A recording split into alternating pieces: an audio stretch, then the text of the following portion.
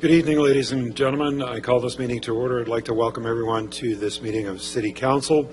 This special meeting of Council has been called to receive a follow-up presentation from Lakeridge Health concerning a proposal for a potential consumption and treatment service site in Oshawa. And just to let you know, ladies and gentlemen, we are going to handle this evening very much like a planning meeting, which means once our presentation is done, we may have some questions from our members of council. Once our delegation is finished, we will start from one side of the room and give everybody an opportunity that wishes to speak. We will require that you come forward, sign in, introduce yourself, and then address council in regards to your comments in regards to tonight's presentation.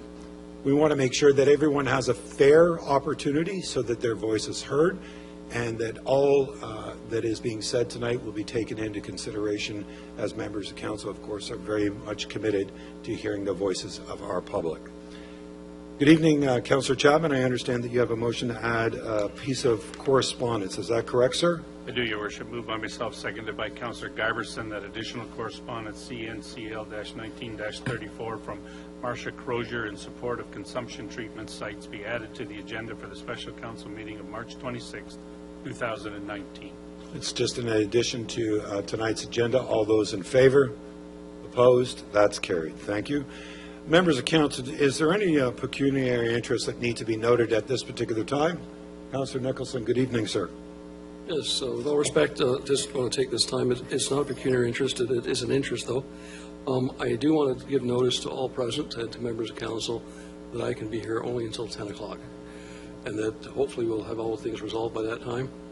But if not, I'm just going to give people notice on both sides of the issue ahead of time that I can't stay longer than 10. I think that makes two of us now. Just want to let you know. Thank you very much, Councillor. I greatly appreciate it. Noting that there is no pecuniary interest to be noted, Madam Clerk, just to let you know. So, good evening, Mr. McGary. Mr. McGary, you represent the Mental Health and Addictions program at Lakeridge Health, and you were here, I think, about a month ago to be able to present some information. You are back to be able to present some more information and follow-up information in regards to the proposed consumption treatment site. Good evening, and could you introduce your team that is with you this evening, please, Mr. McGary?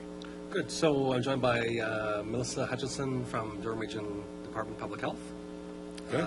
Ms. Diana Eastwood, Executive Director of the John Howard Society, Durham Region, and Dr. Joanne Gorgavelis, Senior Lead for the Opioid Strategy.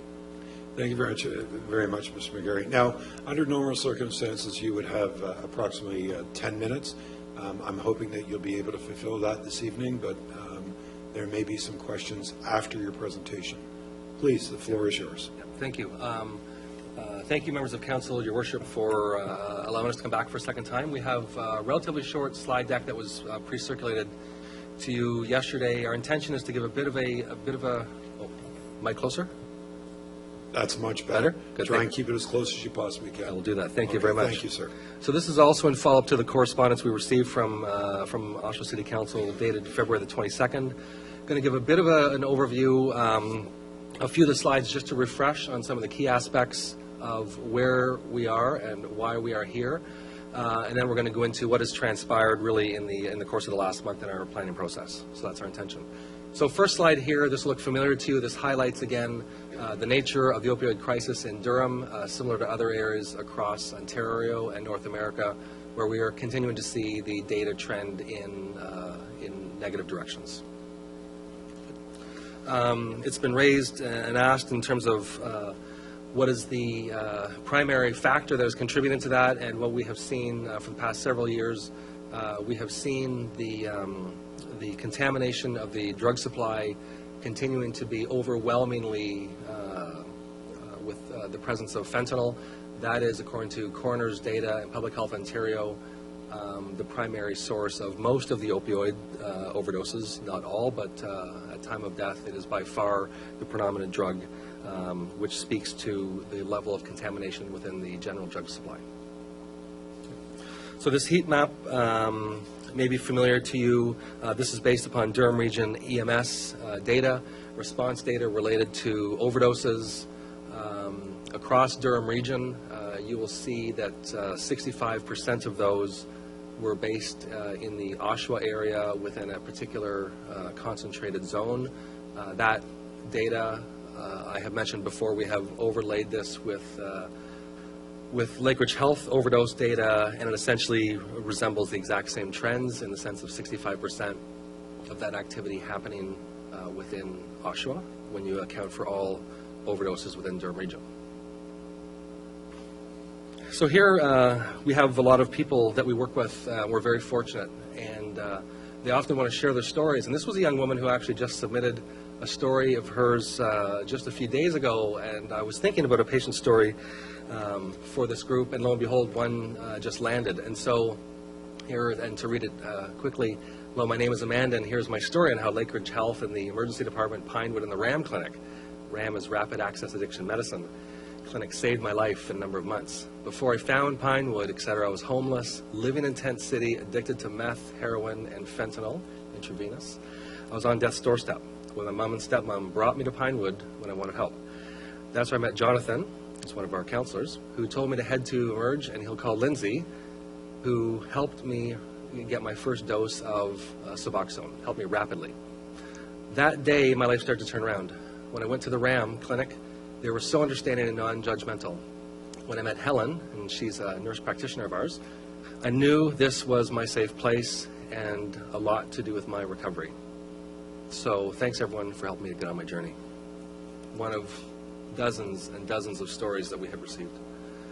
This I wanted to share with Council because we've been doing a lot of innovative work in terms of our response to the opioid crisis. This is a pilot project that's 6 weeks old. And already this initiative alone is seeing some incredible results. So we landed one temporarily funded person into our emergency department and working through at Lakeridge Health Oshawa to do case finding and opioid navigation. So a lot of these cases don't necessarily land formally on the radar. Sometimes people are in and out very quickly and so forth. So in the course of 6 weeks, one person has been in contact with 81 unique individuals. That's an average of 14 or 15 a week. 81 individuals for a total of 331 interactions. That's by largely face-to-face interactions.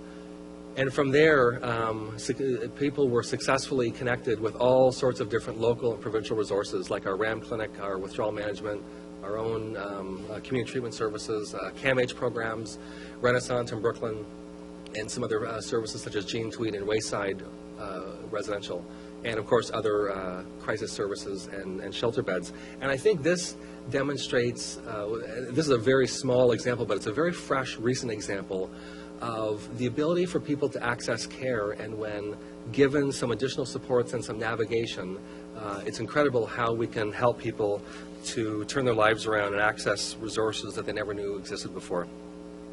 This next slide is just to remind Council that the consumption and treatment service model goes far beyond an injection service, a supervised injection service, which was the original model developed in many communities. And so we're very pleased with the breadth of wraparound services, outpatient counseling, outreach work, and addiction medicine services that we are proposing to offer through this site in collaboration with the John Howard Society, through a health team consisting of nurse practitioners, registered nurses, addiction counselors, outreach workers, and peer support workers. So this is a full wraparound model that we believe provides an appropriate supportive response to individuals in need. To remind Council, many of the benefits that are identified with a consumption treatment service, and these are objectives that are of high interest, and we certainly saw this through our community engagement and community surveys. Certainly reducing the use of sharing needles, reducing the spread of infectious disease, reducing deaths, reducing publicly discarded needles, reducing the public sites of individuals using in areas such as parks, outside on our streets and so forth, and absolutely increasing access to treatment. And that's not just treatment that is offered on site, but treatment offered through the system of care for which we are well connected. So there's a lot of benefits that this type of service offers people when they begin to access. We have made incredible progress over our planning. Our applications are well underway to both the federal and provincial governments. They will go in at the same time. We did a survey and meeting with the Oshawa BIA. We've certainly, as Council knows, we have been here previously and also discussed with other local dignitaries. We did a public online survey that Ms. Hutchinson is going to speak with. We've done some other key engagement with stakeholders, and we will be able to talk shortly about the preferred location. Okay. So last time we were at council, we did mention about the BIA survey that we had conducted. So this is just a refresh for you that 73% of BIA members responded saying they agree there is an opioid crisis in Oshawa. 81% of respondents agree there are benefits to having a CTS in Oshawa. 54% of BIA respondents report an increase in inappropriately disposed needles surrounding their businesses, with 42% report having clients who are using substances in their facility or washroom. The new information that we have for you tonight is regarding the public consultation survey that was conducted. The survey was available for 20 days between February 22nd and March 13th. A total of 903 responses were received. 61% were indicated that they lived in Oshawa. 80% agreed that there are benefits to having a consumption and treatment service in Oshawa. 73% feel that a CTS will result in a reduction in discarded needles in parks and along streets. And 71% feel that a consumption and treatment service will reduce the risk of injury and death from drug overdose. 54% did not have concerns about a consumption treatment service in Oshawa, and 35% report concerns about a CTS service in Oshawa. 10% stated they did not know or preferred not to answer. Regarding the concerns, you can see on the right of the slide, 10% indicated they were concerned about the location, and this included not necessarily knowing where the location was, also not wanting it to be located near schools, wanting it to be accessible, and wanting to make sure that it did not interfere with business development downtown. 9% indicated that they were concerned about enabling or supporting current drug use. 8% are concerned it will attract more drug use. 7% are concerned about public safety. 6% were concerned it won't help address the current issue of the opioid crisis. And 6% were concerned about their property values.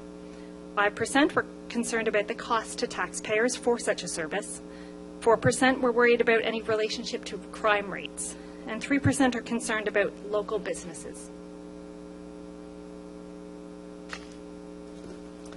An extensive media plan was utilized to ensure that the public was aware of the consultation opportunity, and this slide represents the list of media coverage that we received. We also held an open house information night on Tuesday, March 12th at the McLaughlin branch of the Oshawa Library. The event was highly promoted through online and print media, which you'll see before you here. There's approximately 45 people who attended. Most attendees reported not having an issue with the CTS. There were approximately 5 individuals who reported to us that they had concerns and were not necessarily opposed or were not in favor of the service. The concerns that they identified at that time related to current density of social services in the downtown core, not wanting to attract more drug users to the area, potential negative impact on local businesses, and not wanting to enable current drug users, as well as the cost to taxpayers for a service. In terms of the location, we had 37% of respondents within the survey did not provide a suggestion for a CTS location.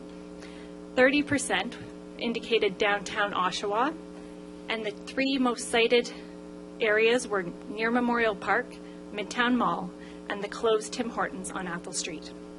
14% indicated outside downtown would be preferred, and the most common area cited was Lakeridge Health.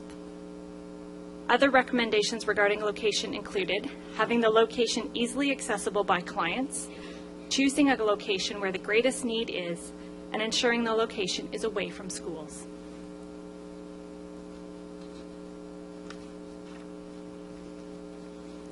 So that's our final slide. So as Council knows, part of the application process is a requirement that a municipal government endorse and pass a resolution in support of a consumption treatment service, so that is clearly our request. And at the same time, it is wise for us to be aware that by virtue of passing such a resolution, that doesn't guarantee that Oshawa will get consumption treatment service. Our understanding from provincial government is that there are 21 potentially to be funded. There's no guarantee whatsoever that by virtue of council providing their support this evening that one will arrive here. The other thing that I would mention is that we also have no sense of where the provincial government will go in their future planning.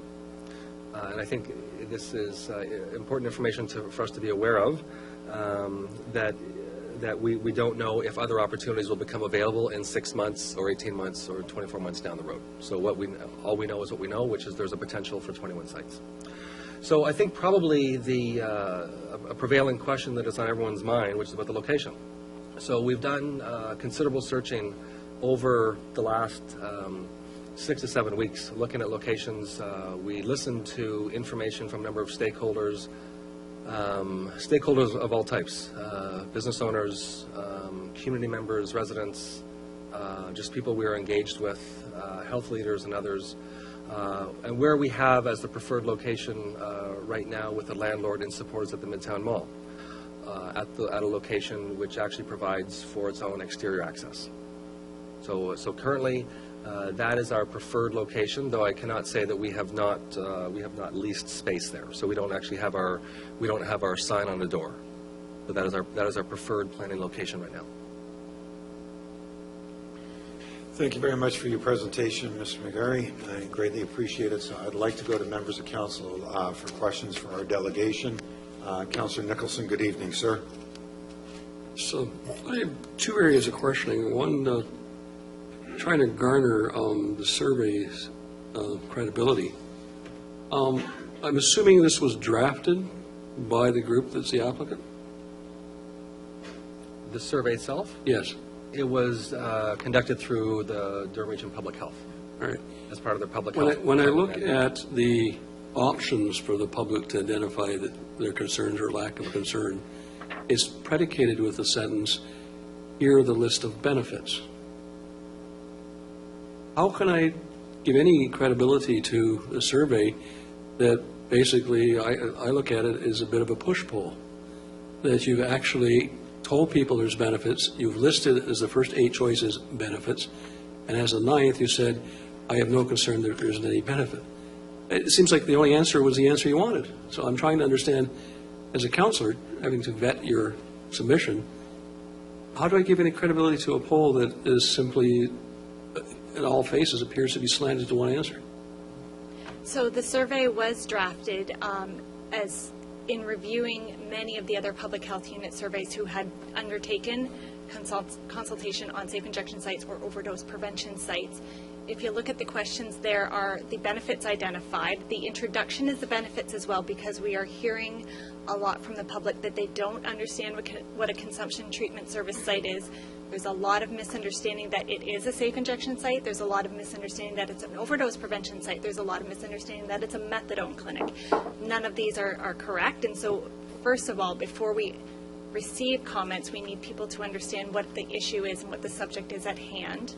Then the questions continue on to say, what are the benefits you see? And there's an option to say there are no benefits. I do not see any benefits. And then there's another question further down that says, what concerns do you have? So we allowed both free text and some suggestions of concerns that we already know are trending in the literature and from other public health unit surveys. Let me read your own words. Please. Respondents were asked to select the benefits they felt the CTS site could provide in Oshawa. Correct. So first of all, you said it's only in Oshawa. Then you said list the benefits. And then you gave them a whole list of benefits with no background material attached to any one of them. For example, reduce discarded needles, Park and Street. Well, I've contacted 3 existing sites and talked to the people who surround those sites and asked if they've actually identified an appreciable reduction in the needles in their area. Strangely enough, every one of them responded, they see more, not less. So when you base that statement, that a potential benefit could be less, do you have any empirical data to support that? So we did quite an extensive systematic review last fall when Oshawa was conducting its own safe injection site zoning review.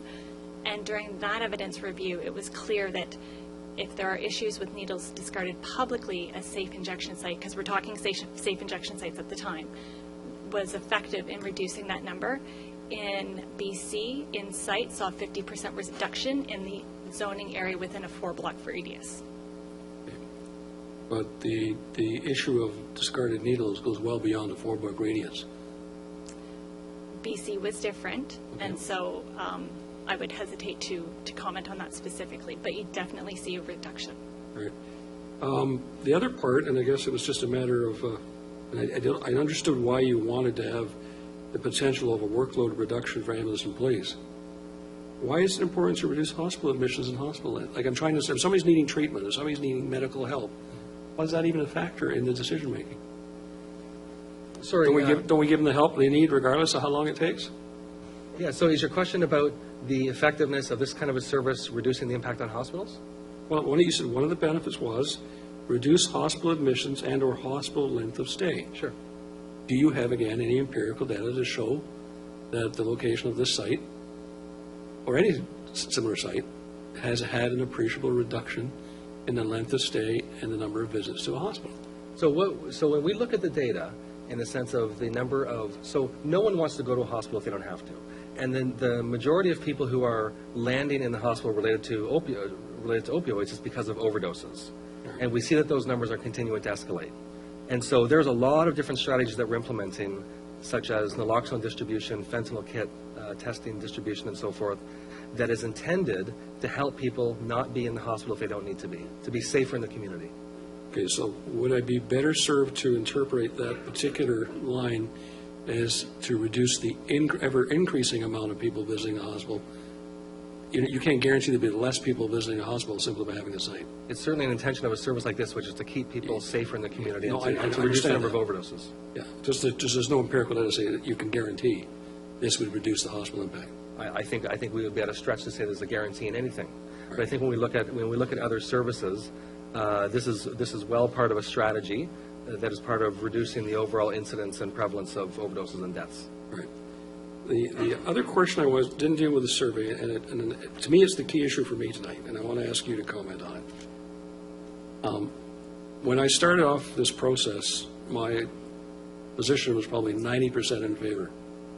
My general inclination is anything we do to help people and save lives is almost a default position that any elected official should have.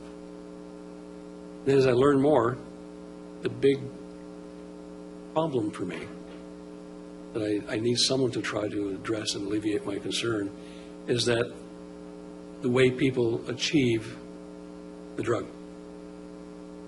Right now, they achieve the drug through crime.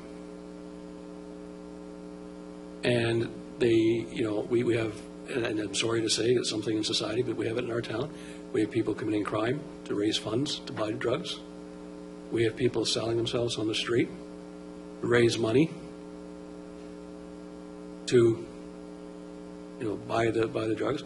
We have people putting fentanyl in other drugs simply to make money off the misery of others. And these are all criminal acts in our society. And if you would come to me, and I raised this the last meeting, if you would come to me and said, we're going to break that cycle, we're going to break that chain, we're going to provide people who want safe treatment with medically prescribed drugs that are not achieved through crime, and hopefully come up with a treatment plan to remove them from their addiction into a system from a purely medical point of view, I would be almost 100% in favor of this. But how do I, as a counselor in good faith, say to the residents I'm elected to represent, I'm going to aid and abet the criminal activity in our community by simply providing an avenue for the criminal element to continue their business? I wouldn't say that is accurate. I don't think that what you're doing is aiding and abetting by virtue of providing people with a safer location to use their own brought substances under healthcare supervision. Okay. When someone enters your facility with a an opioid or injection. The only way they can secure it is through crime. There's no storefront that I'm aware of that person can legally acquire opioids.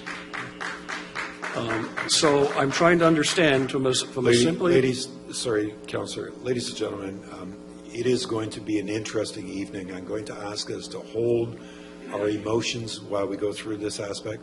I want to make sure that everybody feels comfortable sharing their point of view, and that helps individuals be honest and open. So, Councillor, my apologies for interrupting. You still have the floor, sir. Sure. The reason I ask this question is I really, really want to support this.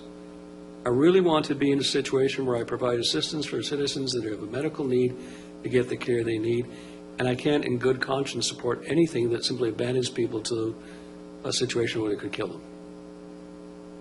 But I also have a dual responsibility to the other residents of our city, that I'm not going to turn their local neighborhood street into more crime, more prostitution, more problems, and while I solve one problem, I exacerbate another problem.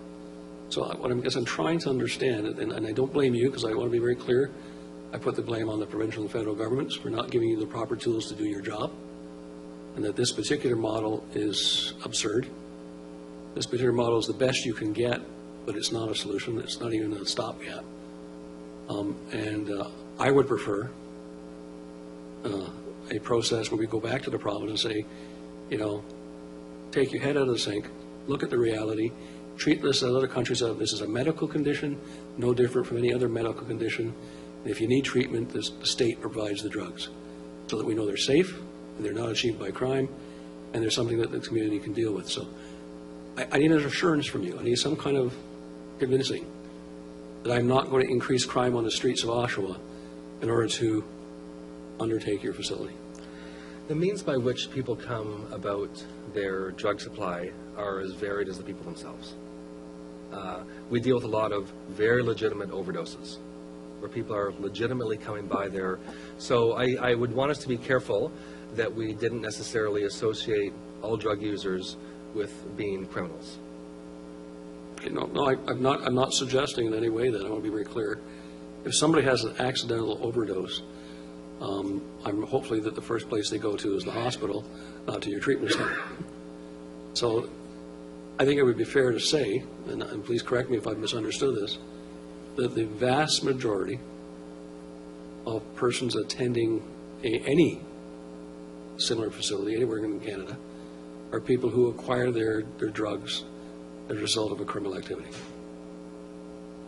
I don't have a statistic on that. Where would they get it legally? I think people can, to question necessarily where people have come about by their means in order to purchase what they're using, I think we've seen a very broad range of scenarios. Have you done has there been any investigation as to how much comes from overprescribing, how much comes from societal misuse, how much comes from street crime? The cause of any solution is part of the solution. And if we don't treat the cause, then we're simply not addressing the problem. And I want to preface and say, I know you're saving lives. I have no doubt about that. The question I'm coming to is, are we fixing the problem here at all? Or are we simply a Band-Aid that's going to keep crime going up and keep the addiction problem continuing to rise in our society? This is but one, and I described last meeting the breadth of the opioid strategy that we have for Central East. So this is but one of a multitude of interventions. So we don't envision this service as the game changer that Oshawa has been waiting for. We look at this as yet another aspect in a broad strategy that can make an important difference. We envision this as well under what is always a harm reduction model. So we accept that people will continue to use drugs, and we accept that people will make their own choices, and we accept that society has a responsibility to help people to use in safer ways. Just the last comment, just so everybody in the room understands. I'm asking the tough questions in order to get answers. Don't read anything into my questioning that highlight what my position is. Thank you very much, Councillor Nicholson. Councillor Giverson, good evening, sir. Good evening, Mr. Mayor. Thank you. Thank you, Mr. McGary and team. appreciate you coming back to Oshawa City Council at our request. I had quite a few questions last time that I'm appreciative that you were able to answer. I'm not going to go back over much of that territory tonight, but I did want to ask, just in following up on some of the previous questions, it was suggested that this service could be said to not even be a stopgap. Is it not fair to say that if something is a stopgap between someone dying or staying alive, that in fact is an opportunity to later treat?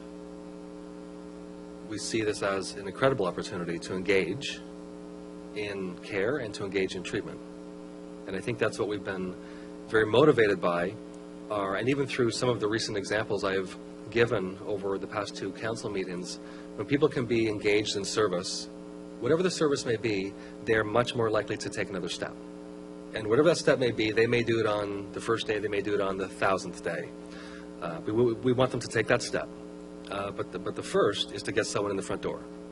And there are people right now who don't have that front door to get into. Maybe that's the step 1B. I would suggest that step 1A in some cases is keeping someone alive. Is that not correct? Very true. You're an expert, and you're all experts in the field of addiction treatment. Can addictions counselors, medical professionals, even a friend or family member, can they make choices for individuals, or do individuals have to make their own choices to receive treatment? Thank you. It's a great question. And, we often have a lot of calls from family and friends, worried, frustrated, at wit's end about what to do. And we know that only the person, him or herself, can ultimately make their next decision, whether it's a good decision or not such a good decision. Only person can make those decisions to take the first step and the next step after that. Okay. Even though they may be surrounded by dozens of supportive others, only they can decide that. Okay. And you had mentioned, but I want to touch on this again because obviously I've heard different voices on this issue throughout the community. I am happy to see the survey results that do show very strong support for it, and that has been what I found in the public feedback and privately individuals who have reached out to me, that it has been a majority of support for this. But one of the objections that I hear seems to center around a perception that this is the response. This is the treatment response or mechanism for opioid addiction. But from what I heard in some of your previous answers and from what I saw on one of the slides, is it better to say that this is part of a constellation of different types of treatment options?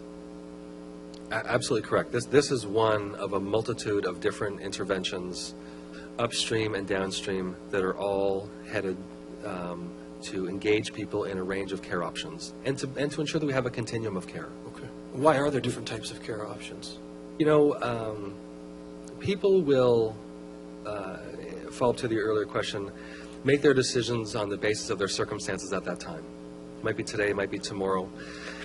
When we opened our RAM clinic, our Rapid Access Addiction Medicine Clinic, I never would have thought that in the very first year we would have had 550 individuals, of whom half for opioids and the other half for alcohol, that 550 individuals would make use of this brand new medicine clinic that is only open 8 hours a day, 2 hours, 4 times a week.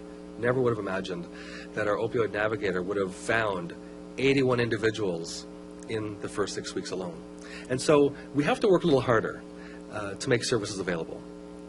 And we need to ensure that the voices of people with lived experience are actively within the creation of those services, because as providers, we don't always get it right. We really have to listen to a broad range of individuals and ensure that what we're doing is nimble and accessible, and to continue to respond to feedback from people who are needing services. Okay.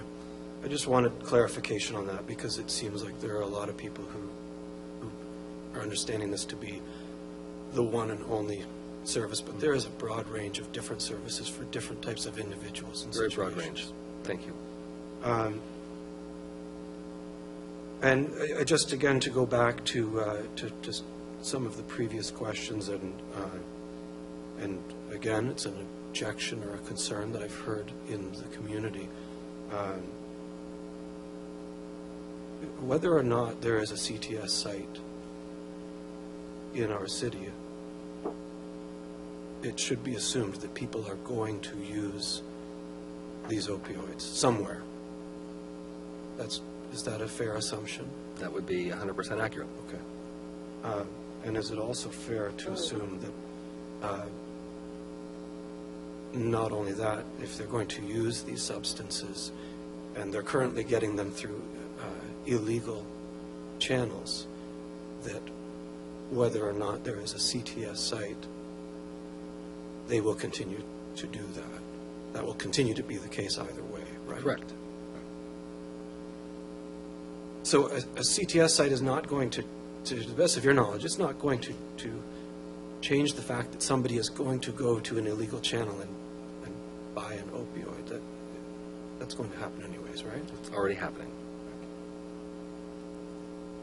Okay. I have just one other question, and it's identical, I think, to one that I asked last time you were here, but I think it's for the benefit of those who are still trying to learn a little bit about what it is that's being proposed. So what is the longest standing safe injection site in Canada? It would be Insight in downtown East Side, Vancouver. And since when has that been established? 12, I'm going to say about 12 years. Okay. To the best of my knowledge. Since 2003. 2003, so 16 years, okay. How many individuals have died from an overdose in the Insight facility since it opened? My understanding as of recent is that they have not experienced one death at Insight. Okay. Thank you. Thank you very much, Councillor Giberson. Good evening, Councillor Kerr. Thank you, Mr. Mayor. I just have a couple of questions, that's all. And thank you for your delegation. It's always a pleasure to see you here. Your preferred location has been stated to be Midtown Mall.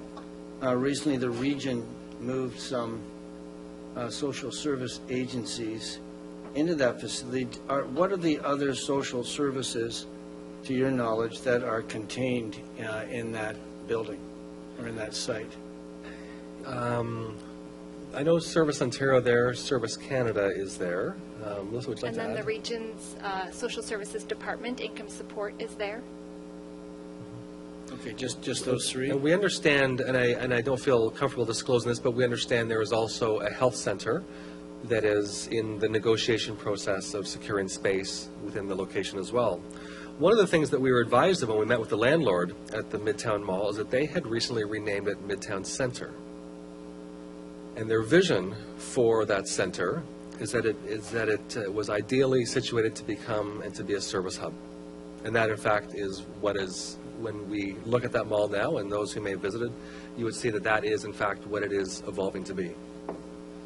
So my second question then would be, so what were the reasons that led you to believe this was the best site for the consumption treatment site? I guess we started with what was available because we're needing to lease a space. So we started with what is available. We listened to, as well, the voices of our business colleagues through the BIA and others who were very concerned that landing, so while many individuals wanted this service to be landed right downtown Oshawa, we were at the same time trying to be very respectful of the concerns of those business members of the BIA, and we were looking for opportunities to land perhaps in an area where there's a bit of space at the same time. Necessarily having this in a very tight storefront location may not be the ideal, I would agree. So I think, we looked at what the options were. Midtown Mall had been actually suggested to us for the very first time when we were at the Oshawa BIA meeting, before we had actually even looked or considered sites. And so it tweaked our interest. And so we undertook our review of locations, and it seemed to fit. The landlord seemed to be welcoming. The site itself, with an exterior access, seemed to be a good access point. We're well aware of the fact that the Oshawa Creek is somewhat of a shooting gallery in terms of ejection drug use. You're trying to pull people out of certain areas. So it seemed to have, I think you could look at a range of locations and say, is there one that is absolutely perfect? I don't know if you would find that. But you're trying to find the location that is best able to meet the needs of the population and access. It's on a bus route, and so forth. So it seemed to have the best attributes of what we were assessing. Okay, and I guess my last area, just a brief comment and then a question. I'm involved with an initiative now to work with homeless and precariously housed people. And one of the big points that came out from their perspective was the great need to have a social services hub that would prevent them from walking an average of 2 hours and 43 minutes a day to get what they need in life to survive. So would you say that with the additional services at this site, Service Oshawa, driver's licenses, social security cards, health cards, those additional, would they, you see that as adding even more wraparound service to what you would like to provide in the CTS site? I think that those were absolutely advantages to the site selection itself. In addition to the services that we also will be providing on site with our mental health and addiction counseling, outreach work, the work of John Howard in providing employment and social services connection. So we ourselves are quite excited about being able to provide a lot of those basic services, and when you can then multiply it with the availability of other services also within that very location, I think the ability to positively affect the hours per day that you just quoted that many individuals do find getting from service to service by foot oftentimes, that's a barrier for them. And so when we can reduce those barriers, we know that there's much greater likelihood of access and success. So thank you. That is an absolute advantage of that site. Well, thank you. And thank you, Mr. Mayor, for the opportunity to speak.